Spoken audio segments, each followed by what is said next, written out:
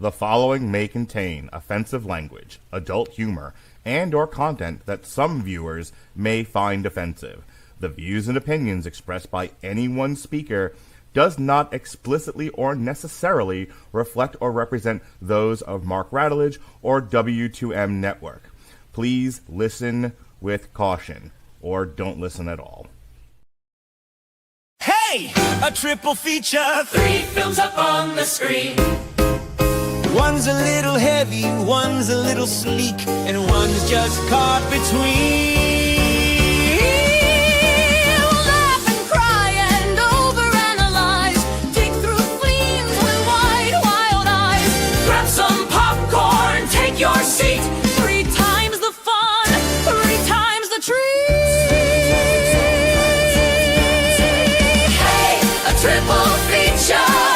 That's what we're here to do. What we're here to do. Buckle up, the lights go down, and we'll watch them all with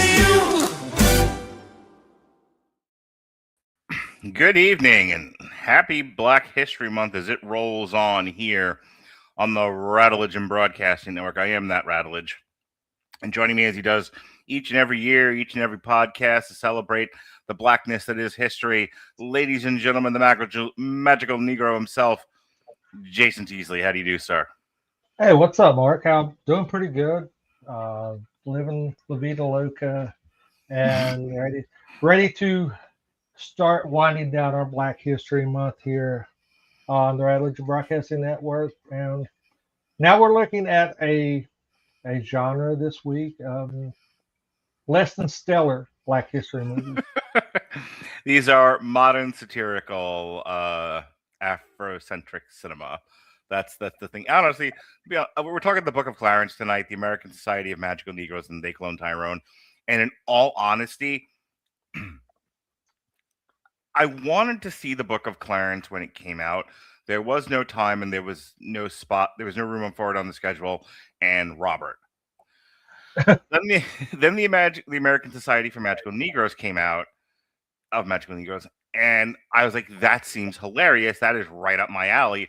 This seems right at home with American Fiction and Bamboozled, and there was no time for it on the schedule. And Robert, They Cloned Tyrone was one of those like Netflix movies that I might have took a brief look at and went, this isn't for me. This is going to be, before I knew anything about what it was.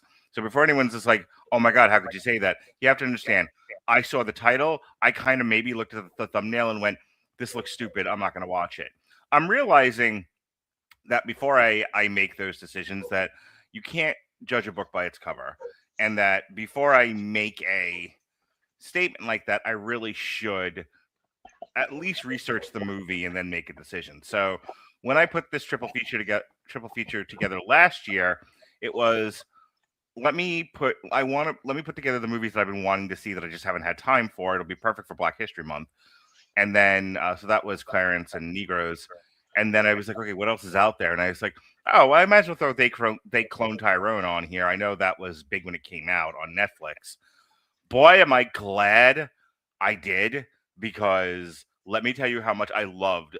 I watched it with Jonas last night, and both of us absolutely loved it. So with all that being said, I just want to know, had you seen any of these before? Did you even know what these were? Dude, I'm the whitest guy you know doing Black history. So no, I hadn't know. I'd heard of them. I had seen the trailer. The American Society, I've seen the trailer. I've seen the trailer for Tyrone. Book of Clarence, I went in blind, and thank God that I did. We'll talk about that a little later. But yeah, I mean, I was pleasantly surprised with 2 of these movies. One, I kind of,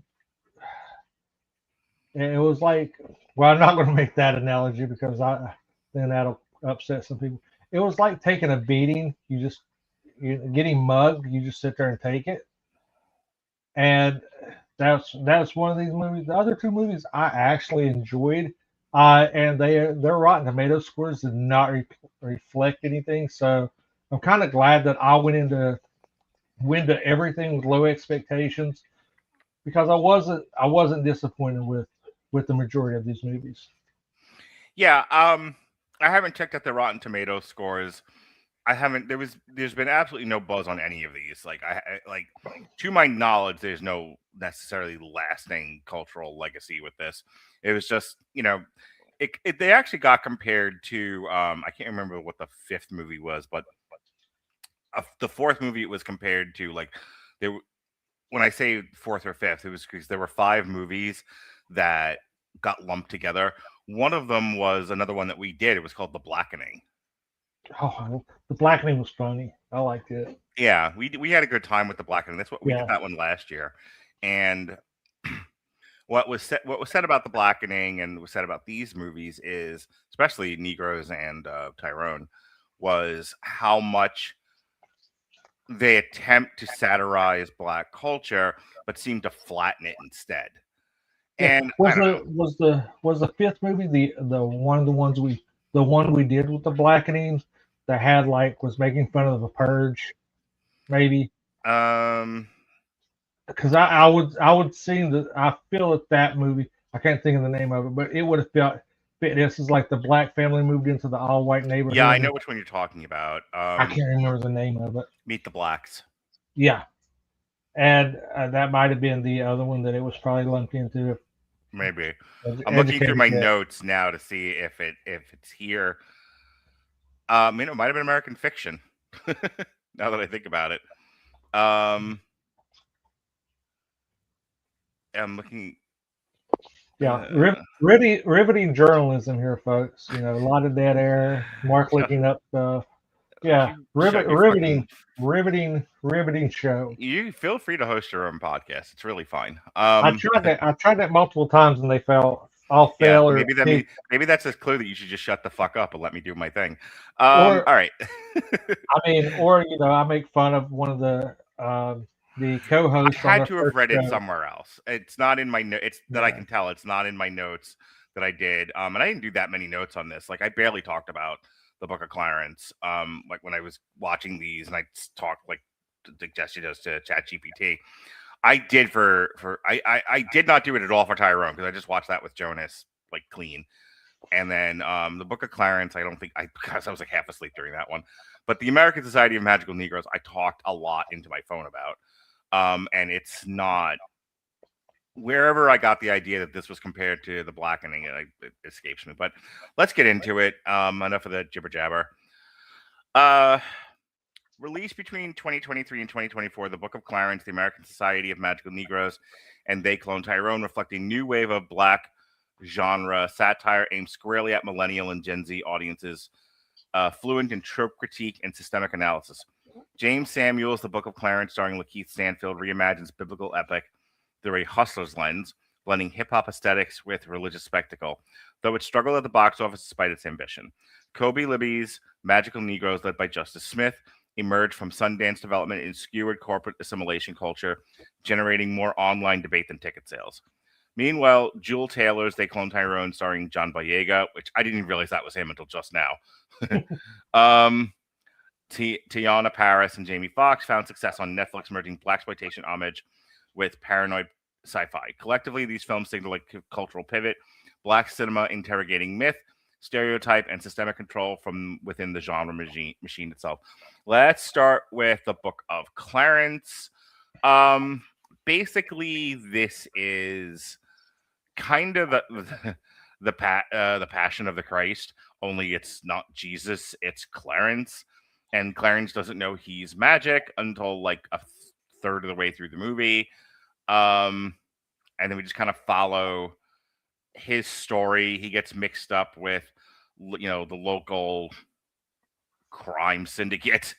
He ends up running afoul of the Roman governor. He gets, he won't turn Jesus in.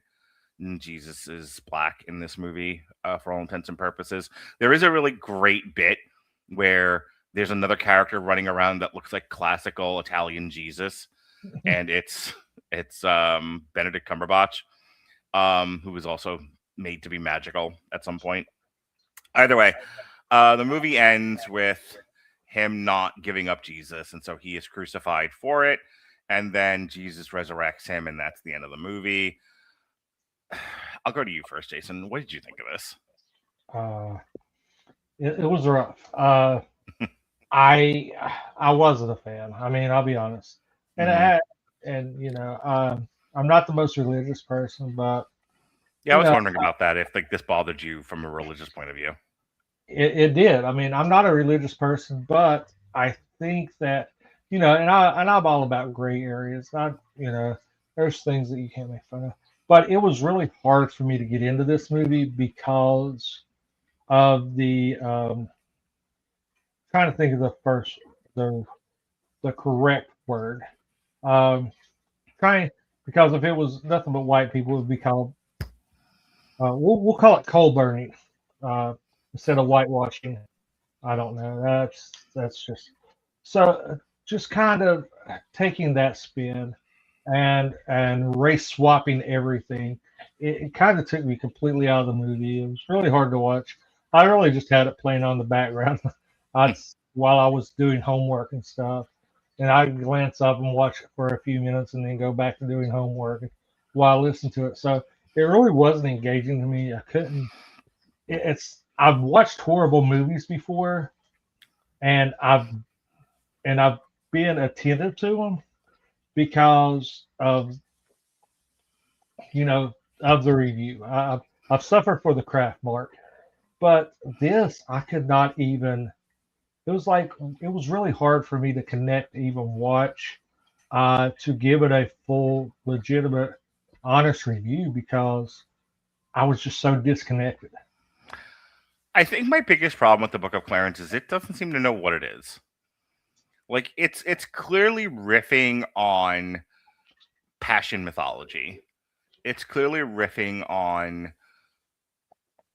historical misrepresentations of Jesus and trying to take back that narrative. And like, look, how many more times do we have to hear? And I think this is largely correct. I'm not saying this as a matter of like disagreement that if Jesus of Nazareth came from the Middle East, good chance he's Middle Eastern looking.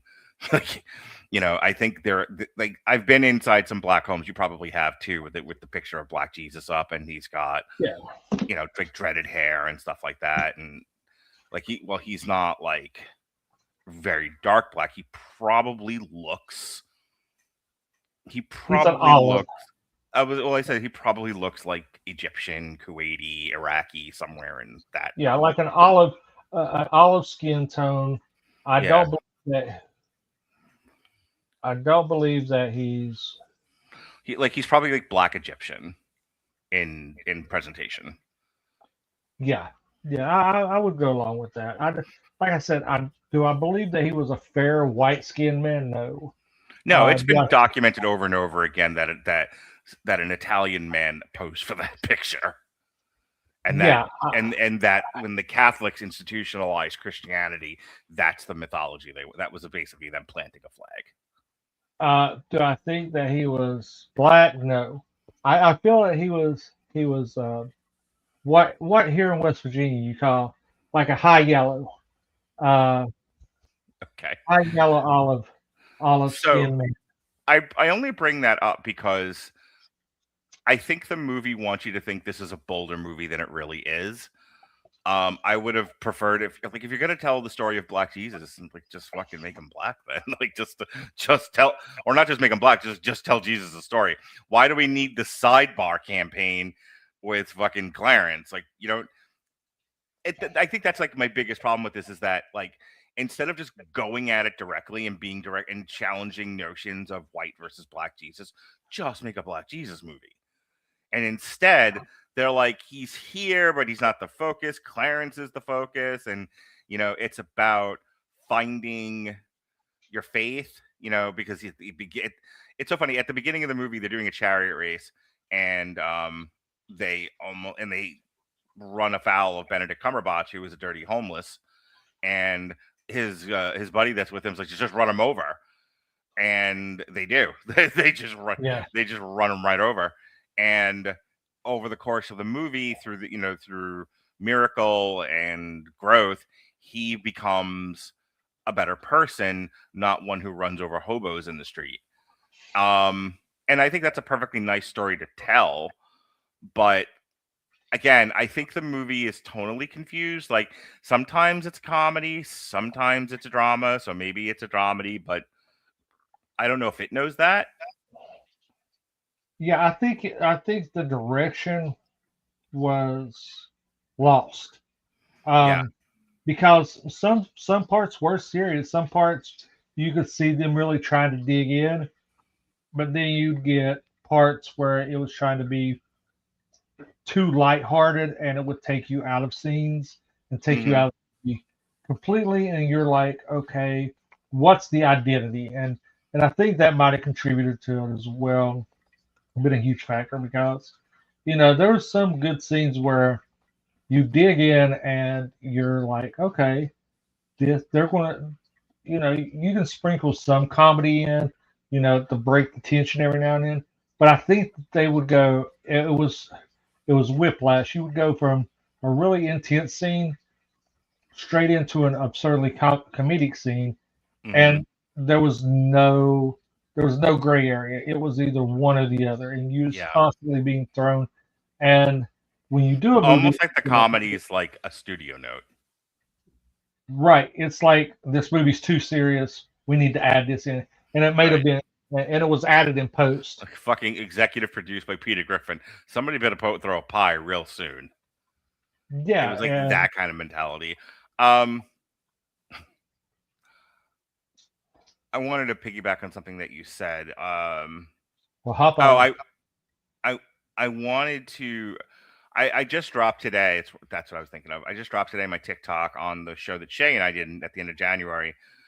Jesus Christ Superstar, Tommy, and Rock of Ages, and I remember thinking about this as I watched the movie, how much the Book of Clarence reminded me of Jesus Christ Superstar, because Jesus Christ Superstar keeps like oscillating between 1970s modernity and Jesus in his appropriate time, to where like the costumes don't always match. They a bunch of people show up in a bus.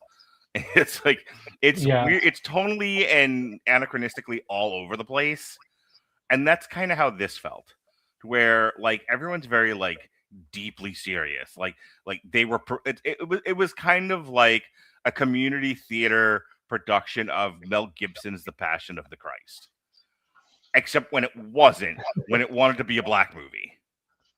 oh, I can see that. Which is like, again, like it was like tonal and dialogue driven whiplash, like pick an aesthetic already. And Yeah, the last thing I want to say is, and I really have nothing else to say about this movie, I don't yeah, know what the author's intent was, because a passion play is a very specific thing, and if you're interrogating the Jesus myth, which I'm all about, like I'm not a religious person, I have faith, and I have deep behavioral and structural convictions about the way people should comport themselves, but I don't belong to a church or any specific religion. Um, so if you want to be Gnostic about it and interrogate the Jesus myth, I'm all for it. Like, if you want to deconstruct Catholicism, Christianity as a whole, go for it. And this movie seems to kind of want to do that, but then doesn't really. It's not a particularly brave movie. yeah. And I'll give you a little bit of insight with me in religion. Hmm. Um, I used to be very religious. I was saved and all that. Played in church league basketball and everything until I got to college. My teacher, imagine this, thought that I was an asshole. Uh, I don't know why he uh, would think that. That's really weird. Me neither. But no, he thought me of an asshole is he never he said he saw a lot of potential in me. Hmm. I just never applied myself. So I was taking summer courses, and I had to take an English course, and I had to write a bunch of essays. But one of the topics was, we have all these older white women, Bible Belt here in West Virginia, talking about why prayer should be in school. And he just looked at me and said, "You're an asshole. I want you to piss everybody off and write why there shouldn't be prayer in school." And he wanted to How many challenge times me. did you use the phrase "slippery slope"? No, I never did. Never, never. Oh, because that's kind of your gimmick from back from the Black Irish days. Yeah, I know it's a slippery slope. No, but I never. I was very concise. And what really started me down this path is he challenged me, and I started looking into other religions, and I began to see, you know, a lot of Christian beliefs and everything. Why are there so many? And that's basically what I came up with. And why I believe there's a central religion, and I believe I have faith in everything, but I think everything is just a branch off of a central religion, and everybody's interpretations. And that's what I wrote the perspective from. You can't have a prayer club if you don't have, a pagan club or a Satan worshiping club, because you have to be fair to everybody.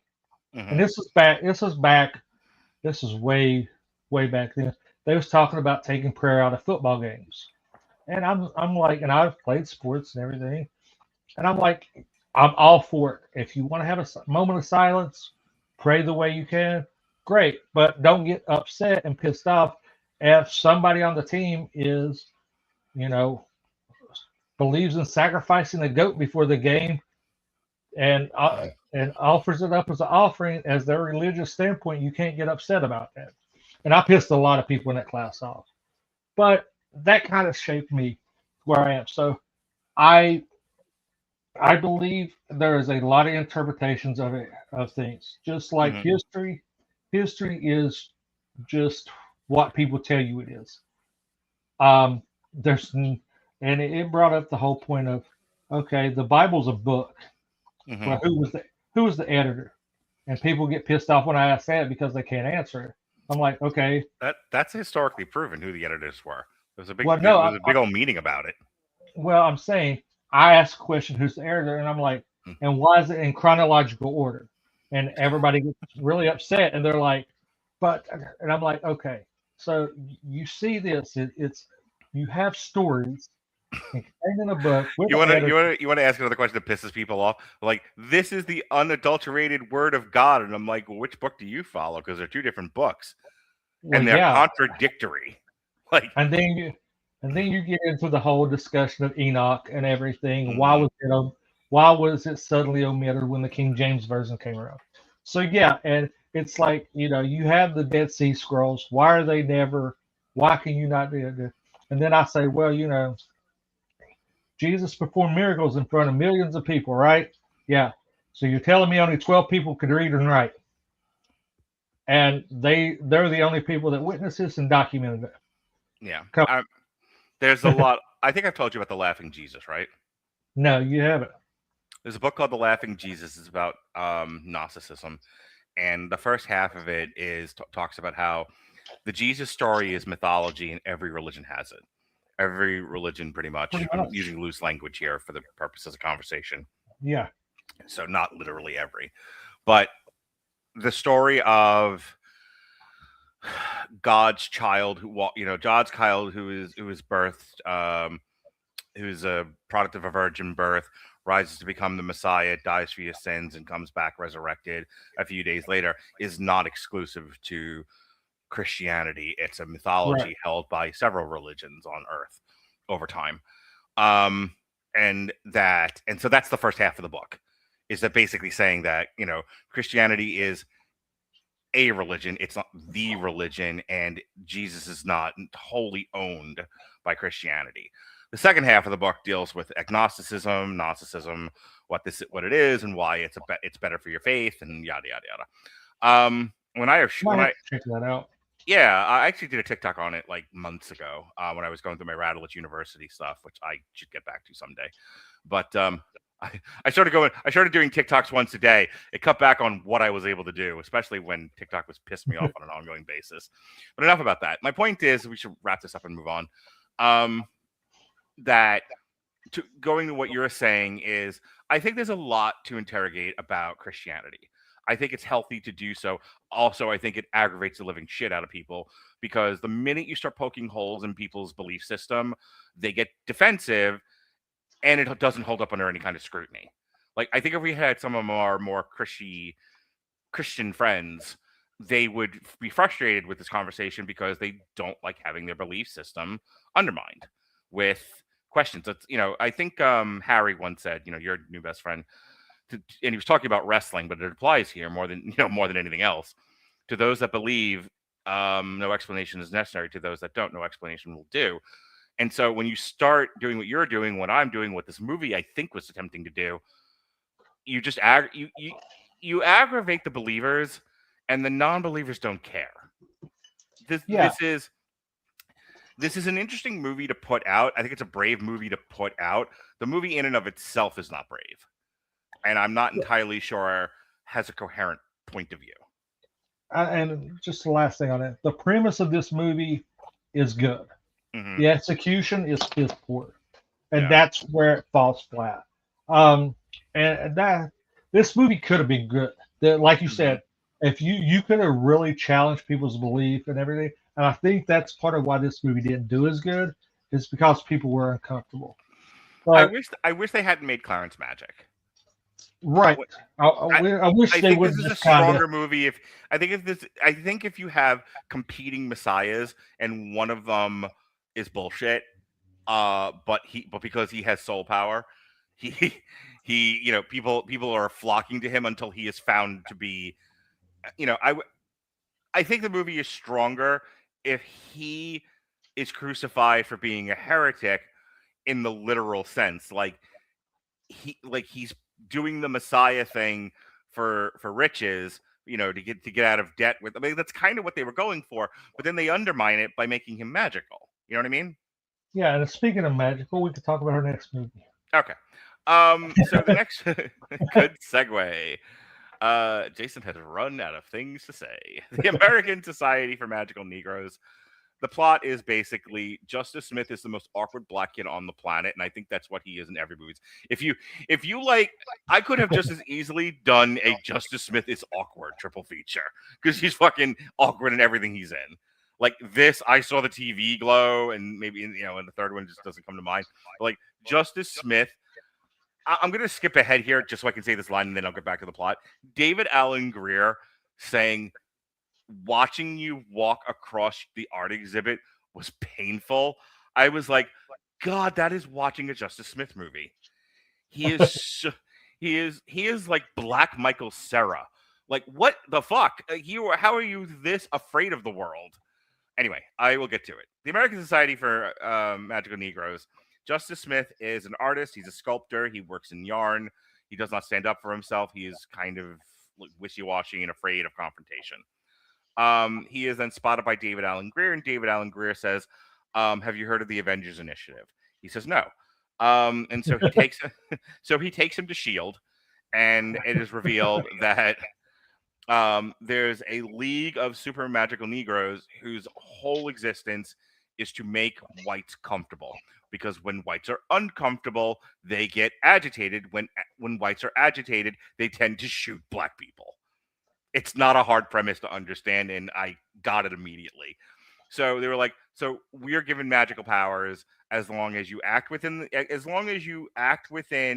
the confines of the role, you will have magic, and that magic is going to be used to make white people comfortable. You are to accent their life like salt. You are not to overtake it or take any riches for yourself. So he gets assigned a white guy who's working at a social media development company, and he's typical kind of, he's not racist or anything like that or particularly evil. He's just got his head up his ass like many of us do. There's a pretty girl that works there, and thus there is a love triangle that is a thing. And a lot of the tension of the movie is Justice Smith trying to do his job, but not really wanting to because he wants to be with the pretty girl. He almost blows it. He almost loses his powers. Somebody else fucks up more so than he does, and she is excommunicated from the society. At the end, Justice Smith finally loses his fucking patience and says, "I deserve to live." Speaking on behalf of all black people, I deserve to be alive. I should not have to subsume myself to make white people comfortable just to exist. I deserve to exist despite white people, not because they're comfortable. Great. So this is yet another one that ends in a speech, and he storms off. and then he gets with the girl, and he is excommunicated from the society, and then he's together with the girl, and then it's revealed at the very end that the girl is actually a part of her own secret society. Ha ha hee ho ho. What did you think of this movie, Jason? I like this a movie a lot more than what I thought it would. I mean, I looked on the meta score and everything. Mhm. I got a 3.8, and I was like, oh god, I'm gonna hate. I this. don't think people understood this movie. No, they didn't. And so I was like,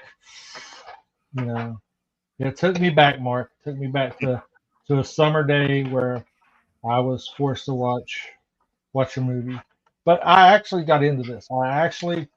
Because sometimes I'm not as dumb as I look, and I can understand things. I can see things at face value.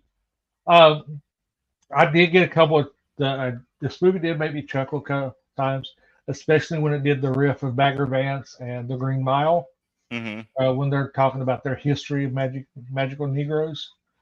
I kind of laughed because it kind of poked fun at Bagger Vance and the Green Mile, which is where this term was coined from. The magical Negro was coined. I think it was around 2001. I want to say maybe even earlier, by Spike Lee, and he references the Green Mile, Bagger Vance, and a few other movies. But yeah, this movie didn't take itself too serious. It tried, but it tiptoed that line. Mm-hmm. And you kind of can say, oh well, it's all about trying the black man trying to buy. I didn't look at it as seeing color. I looked at it as this kid is completely lost in his own world. He is nothing but a wallflower. He blends into every situation, and he's a super people pleaser. Can I help you? I'm going to let you continue, but I want to say this before I lose it. This movie does a better job of what they were trying to do with She-Hulk than She-Hulk did, in the sense of when they have the kid playing Jennifer Walters go, I know how to control my anger. Every day is a trial for women. Every day I am harassed. I am mansplained. I am this. I am that. And I have to control my anger, because if I don't, I will be excommunicated from the professional world. I will be seen as a bitch. My entire value as a person will be diminished. So I have to. So I'm a better Hulk than you, because I've had to control my anger infinitely more than you have as a man. It gets kind of lost in the culture war thing, and being a Hulk really mucks that up. And I don't want to get into it. But this movie does a better job of what she was trying to get across, of to be black. I'm gonna explain blacks to black people. Thank you. But to be black is to understand that, and this is kind of the point of the movie, is that if you allow people who are already kind of agitated as a general rule to get out of control, you're putting yourself at risk. So you walk around. It's like black people will talk about navigating the white world. It's doable. You have to soften elements of yourself in order to do so. So there's this tension between the authentic black experience of the world and having to navigate the white world, and wherever the twain shall meet. And that's kind of the whole point of the movie. And I actually think the movie does a decent job of that. His speech at the end of, I shouldn't have to walk around with this fear in the back of my head of, if I can't if I don't navigate this world right, I could end up dead for the sole sin of just being black. And I can see why people don't like this movie, because that is a shitty thing to have to say out loud and reckon with if you are a white person. Yeah, and like I said, I don't see this. I didn't see it as too much color. I think but I see this as just a awkward kid that was just a people pleaser that blended in, that didn't have his own voice in the world. Finally getting a little bit of quote unquote power and influence, and seeing what he has to offer the world, seeing that he does have a value within himself, and showing that to someone else. Um, and that's where the love interest come in. I think they kind of handled that really well, honestly. And Mm-hmm. at the end, I think that was probably one of his best performances. I don't think it was a stellar acting job, but I think the Well, it's nice the to see whole scene, it was nice to see some fucking bass in Justice Smith's voice for a change. yeah. And we won't talk about Now You See Me, Now You Don't. But he kind of steps out of and I like how they done it because he was kind of backstage and he kind of steps out of the shadow, literally and figuratively, and he was just like, I want to be heard. And it's not because I'm a black man, it's because I'm finally finding my place in the world. I finally see that I have worth. And I found this hilarious because you got the CEO, president of the company, still trying to shield and say, yeah, this is what meetup or whatever it's called. This is what it's all about.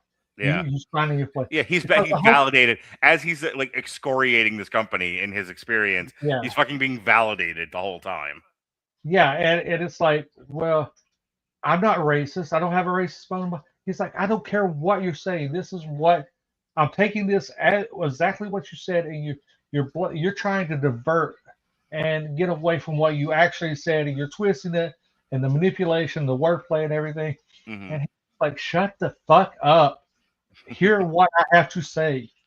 And the guy's trying, the white guy, Jason, imagine that his name's Jason, is kind of deflecting and trying, is being a complete asshole and not, he's listening to respond rather than listening to answer. The woman in that scene is also hilariously so desperately trying to keep things from going off the rails a further. quick aside there, in Crime 101, should have seen it. It was good.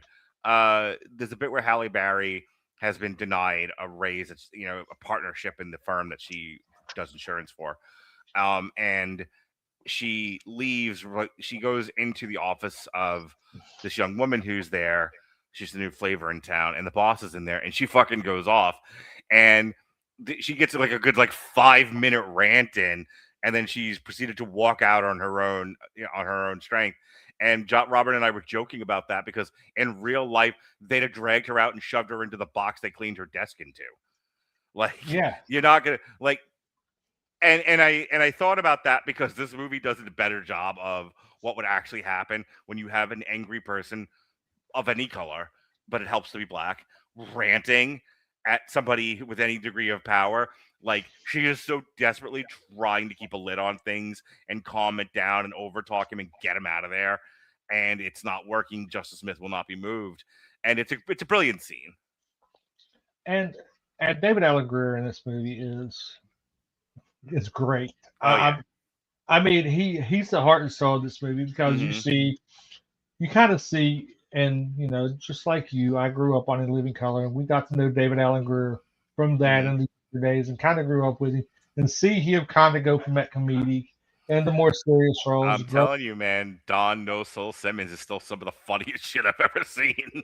Oh yeah, from Amazon Women on the Moon. Oh, tie a yellow ribbon around the old oak tree. Oh my God, David Allen Greer is a fucking treasure. Yeah, and he doesn't get the recognition that he absolutely deserves. Yeah, he could be a serious actor. He could play that hard role. I don't know why he's not a leading man in some movies, and he gets kind of supporting their actors because he can actually carry a movie, and I fully feel that. But I think he gets pigeonholed a lot into this. He doesn't carry himself. He does not carry himself as leading man material, and he also I think a lot of the guys that came out of the Keenan Ivory Wayans fucking Living Color group that are black probably arrived too soon. Give David Allen Greer, Tommy Davidson, Damon Wayans another 10 years, and they'd have had the career of Marlon Wayans. Oh, no doubt. If not better. I think Tommy Davidson is one of the funniest humans ever. Simply because of his physical comedy and just how just his facial expressions are absolutely amazing. Yeah. And David Allen Greer, some of my favorite things with David Allen Greer on is the at the movies with Damon Wayans, him and Damon Wayans. I think it's two snaps and a twist. David Allen Stuff Greer like rode that line between being like a inoffensive black comedian and absolutely being sharp and menacing when he wanted to be. Yeah, because Disarming. That's what I was looking for. He was a very disarming black guy when he wanted to be. Because how could you not be if your bit in a sketch comedy movie is Don Nosal Simmons? That doesn't really work if you're fucking DMX. Right. But he tiptoes that line of being that, because David Allen Greer is a menacing person. If you look at him, he could be a menacing person, but he could also be this big teddy bear. Yeah. That, is just like everybody's uncle, that you just want to go to the cookout. He's working the grill, yelling at the kids, got the flipping burgers, talking shit about somebody's mom. In all honesty, David, there's not a huge amount of difference between David Allen Greer and like Eddie Murphy. Eddie Murphy, could be very soft spoken. Eddie Murphy could be very intimidating. Eddie Murphy had, amazing acting range. It's just like, Hollywood's, to quote Busta Rhymes from Finding Forrester, they only let you go so far and then you're stopped. And it was like Hollywood had a fucking quota on good-looking, talented black guys. It was only going to let so many through at a time. Now, I'm going to ask this question because what do you think? You talked about coming on about 10 years later. What do you think could have been David Allen Greer's ceiling? In all honesty, in all retrospect, I don't see any reason why David Allen Greer couldn't have done what Will Smith did. Outside of maybe some of the action roles. I'm talking about like when Will Smith oscillated between three categories: comedies, dramas, and action movies. And later, more just between just dramas and dramas. When I say this, I might catch a lot of flack from you and anybody who listens to this. But I think he would have been he would have had a Samuel L. Jackson career. If he was, what makes Samuel L. Jackson was Samuel L. Jackson said no to nothing. He fucking took every role that was offered. I'm saying, like, no, I get what you're saying, and I agree with you. But Samuel L. Jackson's a very specific thing. Yeah, I mean, no, I'm saying you could put David Allen Greer, you could switch Samuel L. Jackson out and put him in and playing the role in Pulp Fiction. Yeah, and it'd be believable. It's so funny you said that because that's what I was thinking of. Like, I was picturing David Allen Greer as Julius in Pulp Fiction, and I'm like, yeah, it still works. But also, you could put David Allen Greer on Snakes in a Plane, and it would work. Yeah. You could put David Allen Greer in Soul Man with fucking Bernie Mac. Yeah, you could put David Allen Greer in The Hateful Eight, and it would work. I see a lot of parallels between him and Samuel L. Jackson, but Samuel L. Jackson had a lot more exposure, therefore he got a lot more roles in bigger Samuel L. Jackson got more successful faster and earlier than David Allen Greer did. I mean, the thing about Samuel L. Jackson is he was in everything for like 30 years. It might have been a background character, it might have been in one scene, but he was there. Like he's a father in this black movie. He's an old crotchety man in that one. He's Robin of McDonald's or McDowell's in another one. Like Samuel L. Jackson was fucking ever present. Could you imagine him doing David Allen Greer in Black Snake Moan? Well, I don't know if he's got that kind of talent. No, I'm saying because I mean it's just an old crotchety old man that just is trying that has a religious conviction that's trying to save somebody. That I can believe that is. Yeah. Well, it's funny because I would love to. You know me, I don't like to do interviews. I barely like to have a co-host on these things, but I would love to hear if David Allen Greer was here right now and we're sitting here like us two fucking white guys would say to him like, "We think you could have been Samuel L. Jackson. Did you want to be Samuel L. Jackson?" I would almost bet money, and I'd lose because I lose all my bets. That he'd probably say no. Like, no, I definitely would I have liked to have had as many opportunities as Samuel L. Jackson? Yeah, sure, who wouldn't? But would I have taken all those roles that he took? Probably not. I would probably be a little bit more choosy, a little bit more discernible. Samuel L. Jackson said no to nothing, as near as I could tell. Oh, yeah. I mean, I'm pretty sure that he's in over So let's talk a little bit I more about felt this it. movie, then we'll move on to They Cloned Tyrone. Um, I don't have as many complaints about it as I do, most movies. I really and thoroughly enjoyed this. I think if you were like, but if you don't complain about a movie, I can't sleep tonight or have sex with my wife, so please complain about something. I think it loses sight of the racial critique and instead is mostly just doing the same rom-com kind of romantic drama that every movie is doing of this ilk. And Right. that's not why I wanted to watch this. Because I'll tell you, for a large chunk of this movie, where he's just trying to figure out, like, where he's doing the thing of, I'm in love with this woman, but if I follow my heart, I lose my magic. So I'm gonna struggle with that for a third of this movie. I was fucking bored. That's what kind of stops it from being perfect for Yeah. me. Because when it's interrogating what it's like to be a black person in a society that only tolerates you, and if you act out of line, will fucking kill you, I think it's doing great work. When it's just like, what happens when a nerdy black guy likes a pretty girl and he's not allowed to? Like, I've seen this movie before. I don't want to watch that movie. I wouldn't have watched this movie if that's what I knew this was. I'll give you the last word, and then we can move on to They Cloned Tyrone.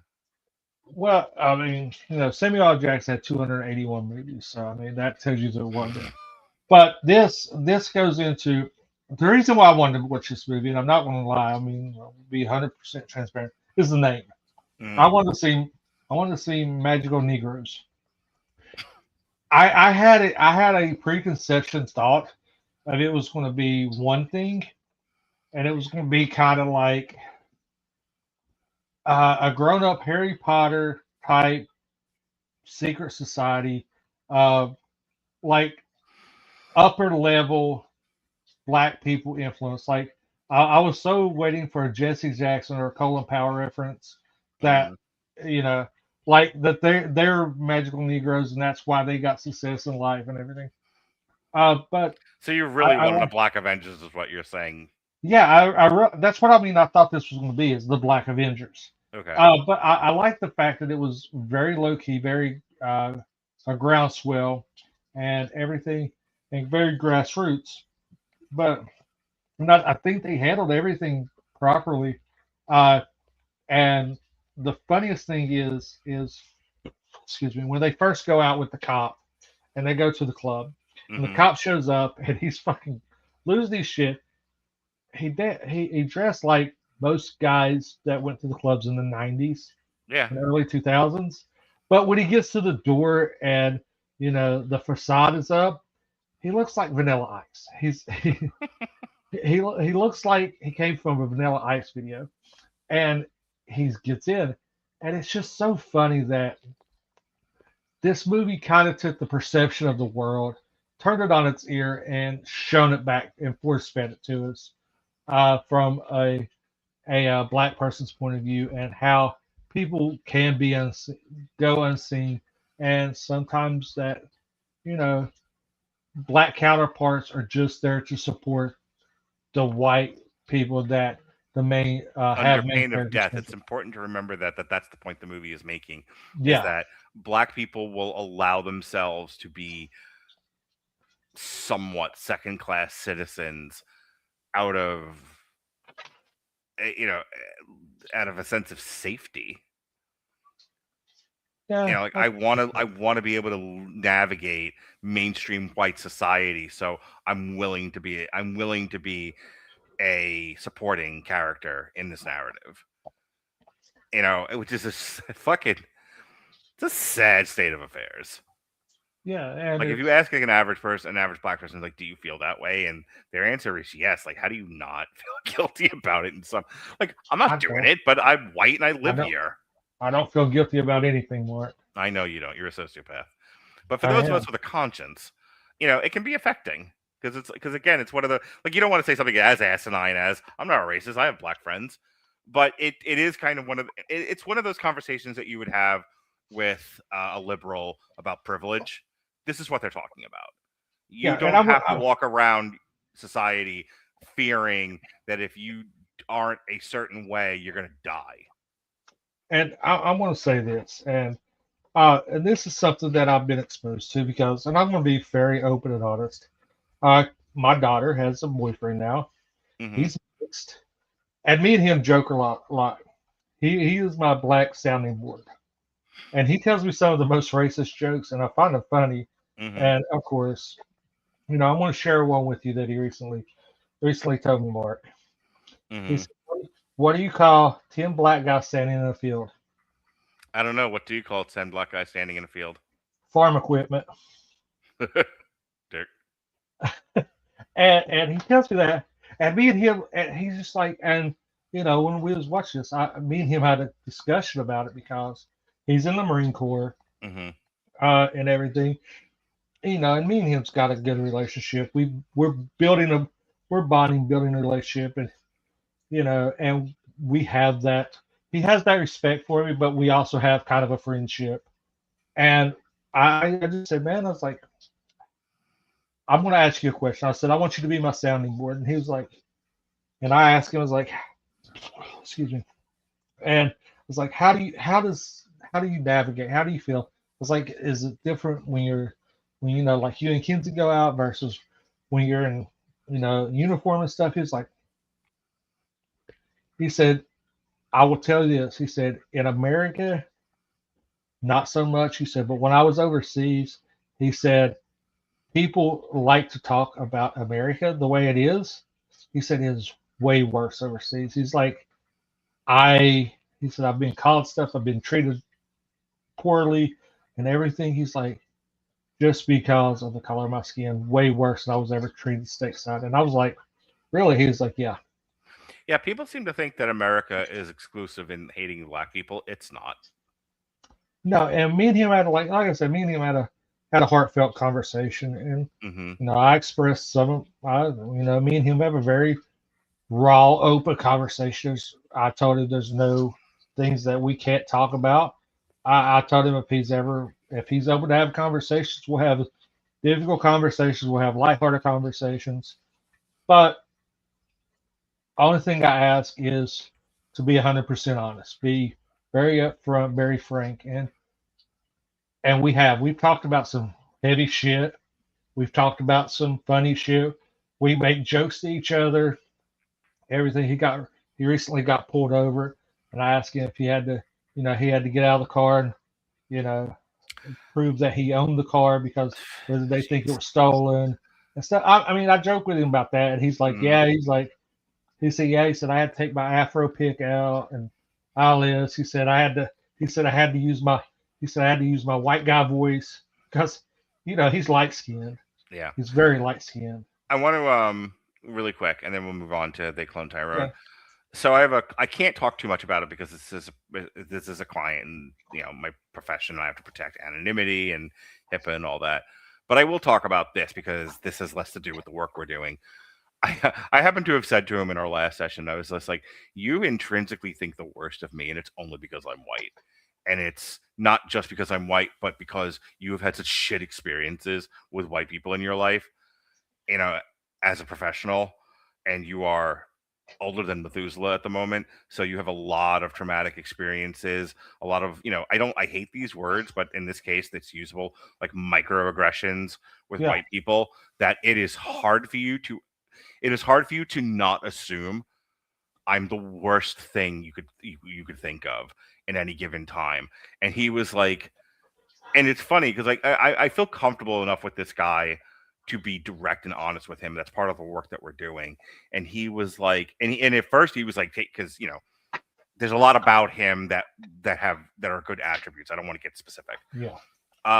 But he was very much like, at first taken aback that I would say that, and I was like, he was like, you know what? You're probably right. It's probably hard to separate you from the trauma I've experienced by people who look like you. Yeah, and the thing was, I'm not young. It's not like he can look at me. He was like, well, you're some white kid. It's not like I had problems. Like I'm a middle-aged white man. And for the best parts of his life, like the middle part of his adult life, he probably had to deal with a lot of people who look like me, who did not make him feel great about himself, or gave him a harder time than was necessary, or was not professional. Never mind, not racist, just not professional. I think that's what this movie really addresses Mm-hmm. is the fact that sometimes being a person of color, you got to find your voice and not just always take a back Right, seat and like not assume that the world is going to come apart if you do. right. You don't have to always be Rosa Parks and take a back seat, Mm-hmm. and you can actually have your voice heard and have an opinion. And a thing nowadays, I see it on TikTok, I see it on Instagram a lot of times. Is you see the absolute worst of the black community. You see these people um, creating violence, going in, robbing stores and stuff. But that's There was a girl. After I say this, we're just gonna move on. There was a girl who dropped a TikTok about, I guess, like a takeover of a mall in the Bronx, and like the black kids that did this takeover were destructive, and she was like, "This is why no one wants to come to the Bronx. This is why no one wants to put businesses in the Bronx. Anytime black people are given anything, you act like this is coming from a young black girl. Anytime black people get yeah. anything, you people act like animals. This is why no one likes us." I was like, yeah, wow. And Yeah, there's a lot of content on there of black people looking at other black people going, "Will you please ascend? This is getting ridiculous." yeah, and I see a lot of those TikToks. I see a lot Hmm. of, like I said, a lot on Instagram. But this movie takes that and kind of, like I said, kind of turns everything, and you see the softer side. You see the Yeah. everybody's not. I really want to say what I want to, but I'm not. There's difference. You Hmm. have in every race you have the extreme to each end. Sure. This shows you The the the Chris Rock thing about like there's black people and then there's niggers. It was like, yeah, every fucking yeah, race has that. As if like there are, right. as if there aren't trash white people that are just animals. Yeah, I mean, I could, back where I grew up. I mean, we had Hmm. a town that up till 2002, Hmm. they never had a black student in their school. Hmm. I there's a community that's not far from there that still believed in had members of the KKK in Hmm. the 2000s, and it's like, how do you comprehend that? Right. But also, I've got I grew up with some phenomenal black friends. Some of them, like I said, I tell this story all the time. They called my mom. I called, their family was my family. My family was their family. Hmm. I was, as a kid, I was at the cookout a lot, especially in the summer. But it was just a melting pot.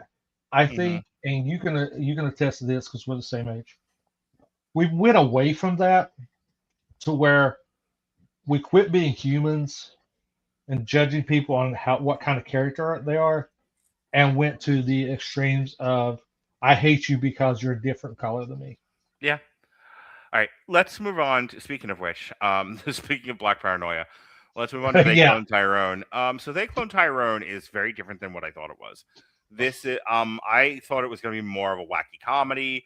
It's not. There's some funny elements to it, but this is definitely a inner city movie that deals with black paranoia.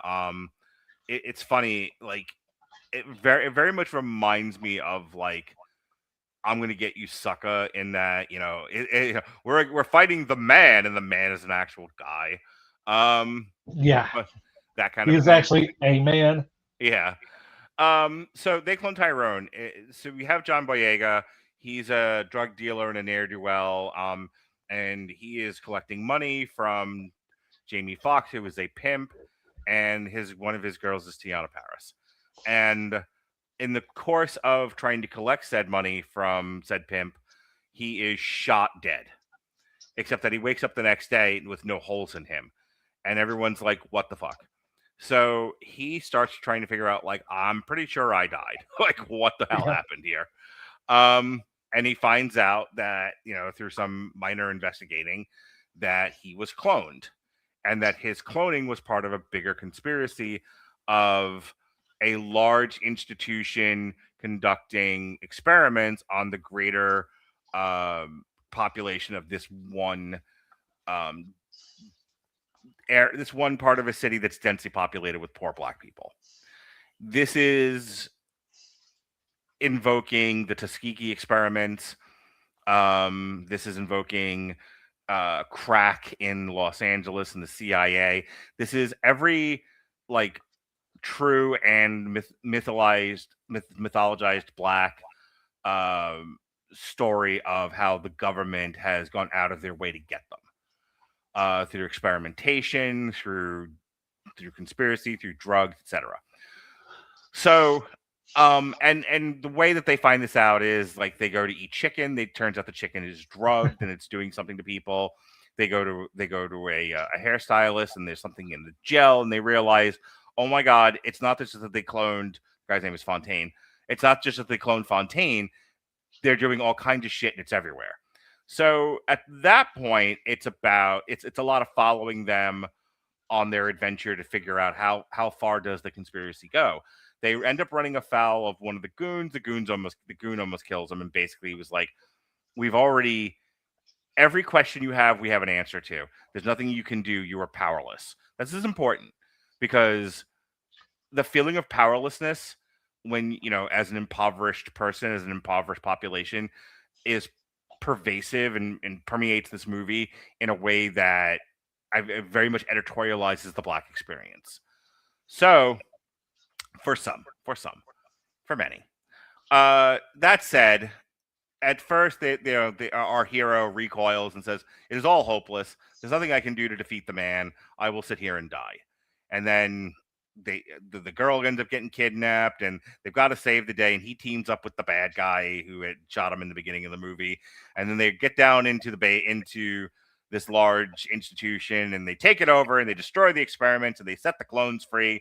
And all is well as all the rights are wronged, or all the wrongs are righted. So I love this movie. This is, they threw the word Blaxploitation out there, in that sense of like, it's poor black folks against the rich man sense, sure. But I did not feel like this was exploitive in any way. The only thing that separates this from other movies that take place in a black ghetto with people who populate black ghettos is the like science fiction elements to it, which aren't really that science fictional, as we've actually done experiments on black people in their own neighborhoods. There's a great TikTok I saw about about how like a lot of the projects were painted with lead paint, and then we wonder why we have behavior problems now after generations of kids being exposed to fucking lead. Yeah, I mean, this movie by far was my favorite out of the three. Yeah. Simply because I mean, it's relatable to me, I guess. Because you hate lead paint. Well, no, I mean, I'm just saying it's relatable in it questions everything, and Mm-hmm. I mean, I question everything. I mean, if you tell me to do something, I want to ask you why 15 times until you tell me exactly why I'm doing it. Yeah, you're not exhausting at all. Yeah, I mean, whatever, calling me on the fly and trying to fucking get movies, and I'm just like, okay, Mark, just pick something so we can watch it. My girlfriend had to walk out of the room because of you. It was really funny. She's like, "Why is he so wishy-washy?" And I'm like, "It's fine, it's fine." No, I mean, I'm just like, Mark, it's fine. Just tell me what I need to watch. Right, and then I'll pick the wrong one, and I'll hear about it for the next 5 years. No, because you can't. No, we're over that. Oh, good. There's a movie that's went worse that I gotta, if I can remember what it was, I'll give you hell about. But no, I mean, I think that there's always I'm a very big conspiracy theorist. Imagine that. Who would have guessed, right? Yeah. But I think that I always think that there's more to every story. I don't think that I always think that there's a secret narrative to everything. Mm-hmm. And with this, it kind of rings true. And it's like, well, you've got all this going on. You've got this, you start uncovering. It's like, this shit could really, I mean, really, this isn't far-fetched. You could actually imagine this movie legitimately happen. Yeah. I mean, and you're like, like I said, I call it like science fiction, but like really, it's not. You know, It's it's like fiction, plausible. kinda.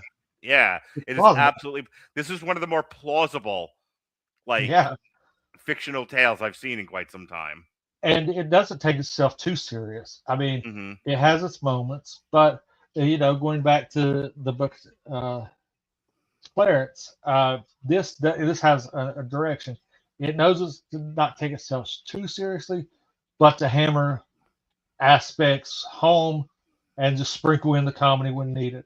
Right. The Jamie Foxx is great in this, Hmm. uh, and he is that comedic relief, but then he's believable when shit kind of goes sideways and you have some tense moments. It's believable, and you're like, okay. And the best part of this movie is when they're all rolling up. You see everybody rolling out, and you just got these two lowriders, and they high five each other before they split off like the end of Fast and Furious 8. Um, and but yeah, I mean, this is very plausible. It's very relatable to anybody that questions things. And I think you should question everything. You shouldn't just be a sponge for whatever's told you. You should be a free thinker, and that's what I think this movie addresses. Is this shit could really happen, and Hmm. you need to see what's going on. You need to see the science. And I like how they use the chicken and Hmm. the great his great drink and the stereotypical black things, the perm stuff, and I like the fact that it doesn't let black people off the hook for destroying their own neighborhoods and destroying, and yeah, not be getting out of their own way. It's like two things can be true at the same time, and the movie does a good job of acknowledging that.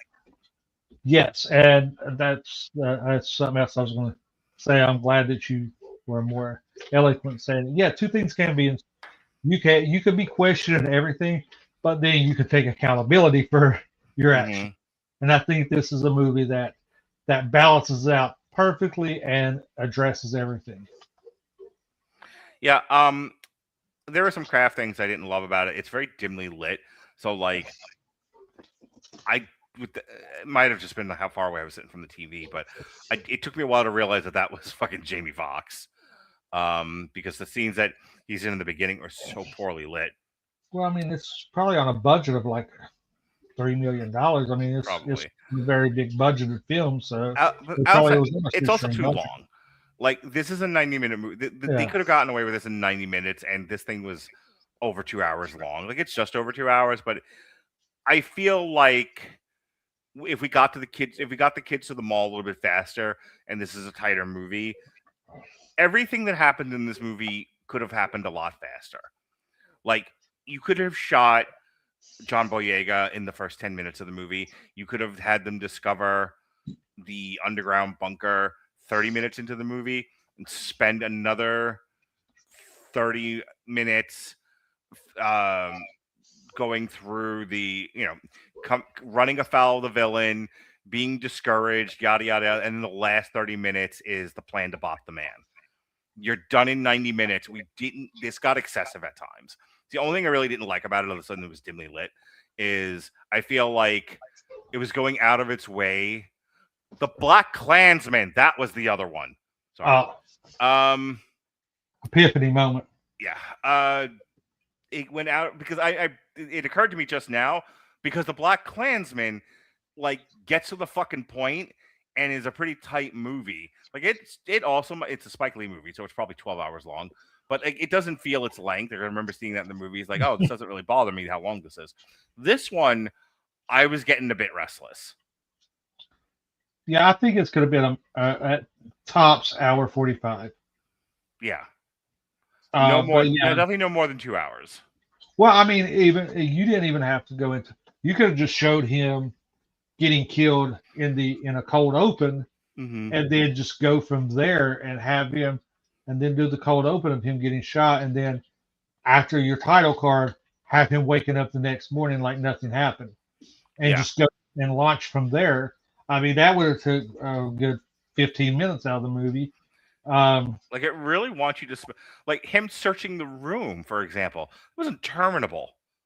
like it's gonna sound like I don't like this movie. I do, but I like. Or, Sorry, I did a whole bunch of essays today with ChatGPT out of all my podcasts, and it was like, boy, do you like themes? Which I'm sure Robert's going to hear this and like kill himself. But I am. You're right. I'm much more attuned to like a movie because of its theme and less because of its actual like specific craft element. So here I am criticizing like length of time, pacing, lighting. But it's like, but why do you like this movie then if you hate it so much? Because I like what it talks about. I think it's accurate. yeah, I like the core of the subject. The subject Yeah. at the core of it. I can like a movie, but not like the execution of it. And I think that's where we both fall on this. Is I feel we both like the movie. We just didn't like certain aspects of the movie that it's a very Netflix movie.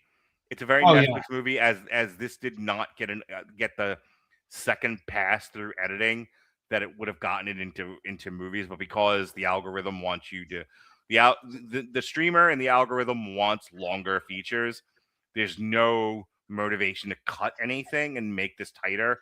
And this is a problem I'm seeing with every Netflix movie that we review is, oh my God, in your quest to keep people fucking Clockwork Orange to your streamer, you are not making well-paced movies.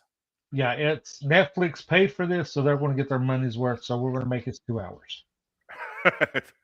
Yeah, I'm waiting for the 7-hour movie at this point. Everything is a 7-hour movie, which is basically all of their television shows. Yeah, I mean, I was going to say, have you watched some of their series? Their Stranger Things was. I don't know who had a more disappointing ending from people that I've talked to. Stranger Things or Game of Thrones. Right. Like Orange is the New Black. Erica tends to watch a lot of stuff in repeat. Like a typical girl riddled with anxiety, she watches the same three shows. Yeah. And like Orange is the New Black was structured as a classic television show. Some of these fucking other Netflix shows or Hulu or whatever, it's like Alien Earth. Alien Earth was a 7-hour movie. Yeah, it's we gotta drag everything up. It's like one of the greatest television series of all time, Breaking Bad. Each season felt like its own movie, but the pacing was there. You didn't feel like you was dragging out. Mm-hmm. And I could say this with full confidence, and I catch hate. I could not get into Stranger Things. It just wasn't my cup of tea. And I catch a lot of hell about that. They're like, well, why can't you do that? I'm like, it just didn't appeal to me. You have to have that hook to get. They're like, oh, you get past season 1. Okay, I watched season 1. It didn't get no better. How long do I got to give? Oh, you just get halfway through season 2. And it's like, and you have this cult following to something. That's like another show, The Office. I can never get into that. My daughter loves The Office. She watches it all the time. I can't get into it. I don't. I love like Community. Mm-hmm. I love like Parks and Rec. Love both of those. Yeah. I'm trying to think of something where I was thinking about. I had it when you were talking and I lost it, but there's definitely shows that I was okay with. I just finished watching Sports Night season 2. I can talk about that, where I was, it was episodic television. There were some season-long arcs, but for the most part, I was able to stay with it and stay invested from episode 1 to episode 22. Same thing with The West Wing. Like, were some episodes kind of boring? Yeah, a little bit. But for the most part, like, I was able to stay with it the entire time. Anyway, we're getting away from the whole thing here. So overall, I'm glad we did this. When we do the Black history and stuff, we tend to do 80s and 90s stuff. We tend to not do anything modern. I think this might be the first time. No, I mean the blackening and everything was pretty modern when we done it. That one movie in particular, but like Meet the Blacks, I think it was. You may be right, and I may be misremembering, but I feel like we usually do an older, then a newer. Yeah. Well, no. How long? You realize that triple feature was just so I could use the word black 3 times? It was The Blackening, Meet the Blacks, and Black Christmas. Yeah, we we talked about that on that show. Well, Meet the Blacks was 2016, so There you go. it was kind of modern because I So think we did. I'm glad we did that. this. This was a fun show to talk about these three movies. It was definitely a lesson for me, especially with They Cloned Tyrone, about look at what the movie is before you just write it off entirely. Because here I am, I would have watched this. I tend to sometimes look at what Neil and Chris are doing and go, okay, well they've already tackled that streaming movie, so I won't be bothered with it. As if there can be only one review in the world. So I'm kind of that's why next year when we're doing the football movies, I insisted we do Underdogs because it's another movie I wrote off. Yeah, with Snoop Dogg. Yeah, but we're tackling some good movies on that one. But I'm glad that we did this because just in that same vein, the American Society of Magical Negroes. Mm-hmm. If I would have went into it believing what I've seen online, I would have been like, man, this movie is absolute horseshit. Why does Mark do this to me? Yeah. Did you watch any of these with Amber? No. She works as I watch these and do homework. I watch these while I do homework, and she works in the office. So you used to watch stuff like this with her. What happened? Well, if she has interest in it, like she's going to watch John Q with me, because she's in the healthcare professional and the billing side of it. So we're going to kind of talk about that. And it's Denzel, so Denzel movies are kind of cool. And I think she's going to go see Psycho Hunter with me. Psycho Killer. With me. I will not be bringing my children. That's been established. All right. So that's the end of our show. That's our reviews of the Book of Clarence, the American Society of Magical Negroes, and They Cloned Tyrone. Next week is Jason's last Black History Month show. He goes back into the basement, so I don't have to talk to him again until next year. We'll be looking at Denzel Washington. We'll be looking at Glory, which I'll probably watch with my kids. Mo Better Blues, and the aforementioned John Q. But the real star of this show who gets to close out Black History Month is Evan Bevins. Yes. We're going to be doing a Robert Townsend focus. It'll be the Hollywood Shuffle, the Meteor Man, and the 5 Heartbeats. And this is a lesson to everybody. Don't ask me to do things, because if you ask me to review one movie, I will make you review 3. He literally just wanted to talk about Meteor Man. And I was like, that's not going to take up an entire show. My God. So we're doing a Robert Townsend focus. Oh, I might have a problem with Monday, but we'll figure it out. I'll look at it offline. Oh, yes. Jason's supposed to be on the Psycho Killer show. Apparently, he just may not make the Psycho Killer show. Well, I got to fight. Hear me, because I figure it would be nearby, and it is not. Well, we'll figure it out. Okay, it's playing it. I mean, worst case scenario, it's playing in Charleston. I'll have time to run over to Charleston to watch it. So it's nothing finer than hearing us hash out a schedule that no one cares about. Yeah. Last Sunday, speaking of nobody caring, I spent 2 hours trying to explain my love of AI music and Fra Diavolo, Recipe for the Damned, only to have Mick and Cooper hurt my feelings. So we had a great debate over the legitimacy of AI art and AI music. So that was a lot of fun. Robert and I, after our most contentious podcast in quite a while, Send Help, had a very lovely discussion on Crime 101. Yesterday, as I said, myself, Gavin, and Jesse, we reviewed Sports Night Season 2. No show this Sunday. As I promised my mother, I would stop booking shows when we have dinner plans. However, we are reviewing Psycho Killer on Monday, whether or not Jason's there. Sessions is back. We are compressing BoJack Horseman into a nice Johnny Cash song about depression, that was what the show was about. So tune in for that on Wednesday. And then, like I said, a week from tonight, we've got Glory, Mo Better Blues, and John Q. So for Jason, I am now going to post The Audacity of the Mundane by the great new band that everyone's, the flavor that's taken over the nation, Stiznarchy. So with that, be well, be safe, and behave.